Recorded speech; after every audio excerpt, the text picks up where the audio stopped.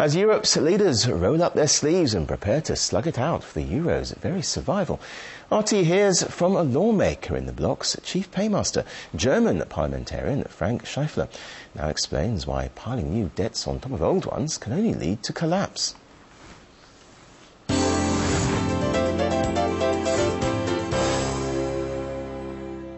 With the skies over the European economy continuing to darken, how real is the threat of the collapse of the Eurozone? To try to find an answer to this and some other questions, I'm now joined by a member of the German Parliament from the Free Democratic Party, Frank Schaeffler. Mr. Schaeffler, thank you very much for joining me.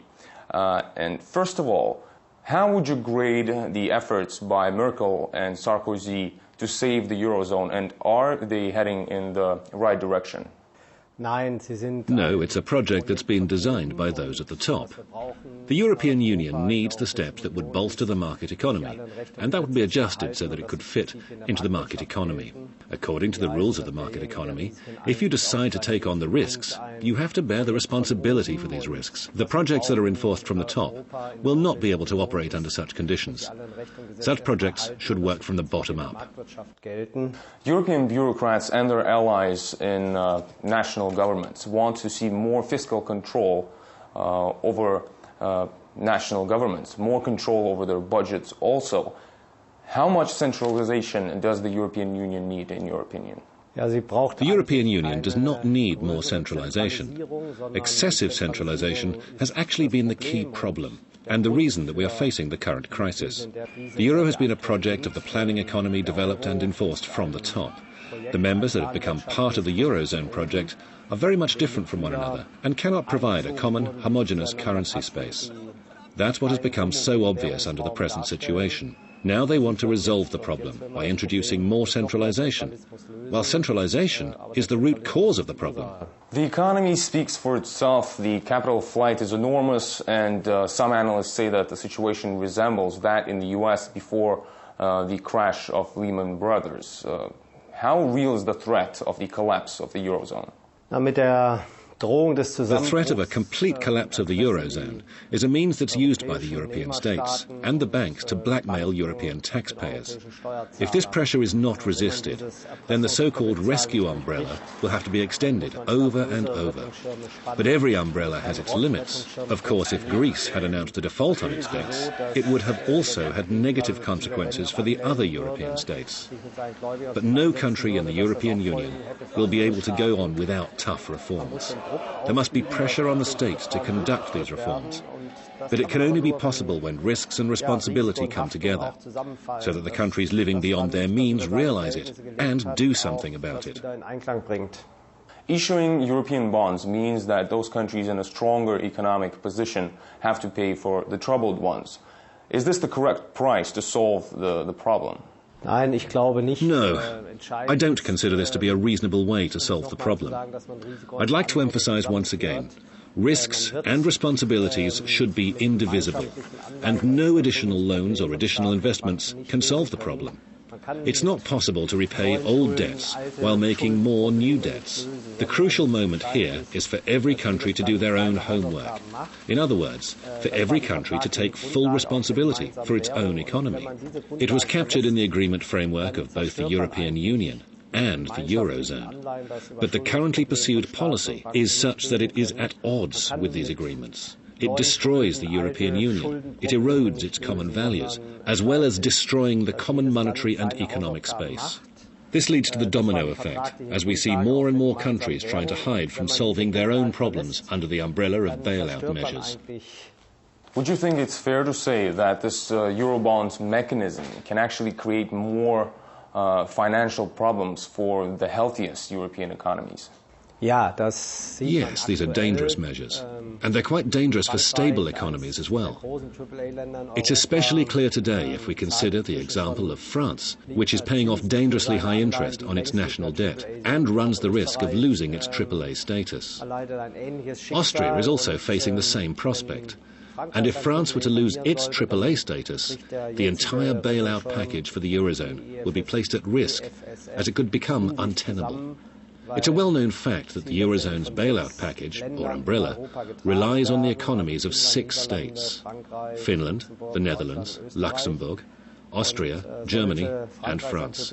And since Austria and France's economies are now at risk, we can say that the currently implemented measures really are not working. Eurobonds are based on the principle of mutual guarantees, which can actually create a system similar to the one when the global economic crisis actually started in 2008. Do you think it's fair to say that putting off the crash of the system through Eurobonds and other financial stabilization mechanisms can actually make the situation even worse in the end? Yes, that's exactly what I think. All these bailout measures only add fuel to the flames and only make the situation in Europe worse. Such countries as Greece, Portugal, and possibly even Ireland will not be able to emerge victorious from the current crisis. They won't be able to recover. The only measure that can now help is cutting heavily on state expenditure, and other measures are only an attempt to delay the disaster with time, whereas time is a luxury we don't have. Mr. Schaeffler, you yourself have proposed that failing banks should not receive any bailout at all.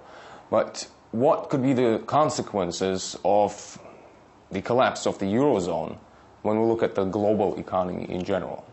It has its repercussions, no doubt, but let me say again that piling new debts on top of old ones will only make matters worse and ultimately lead to the Eurozone's collapse. I don't think that the Eurozone is going to survive in its current form. It will very likely have to change somehow. If we look at the way EU economies are currently developing, we can see that they're going in very different ways. Greece's economy is shrinking. It has shrunk by 5%. On the other hand, Germany and a number of the other countries are growing, albeit at a slow rate. This gap is only going to grow. What we need now are mechanisms for quick and organised secession from the Eurozone, to enable countries like Greece to pull out of the Union, sort out their economy and their numerous debts, to cut government spending and improve their economic standing. It's very hard for me to predict how the situation might develop, even more so the consequences of those developments.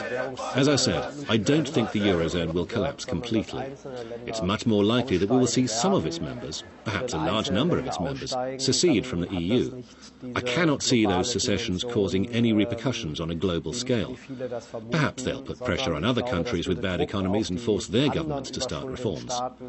I think though the problem we see in the Eurozone, one of excessive government debt, has affected all of the world's economies today. Look at Russia, the US, Japan. They're all worried about their colossal debt.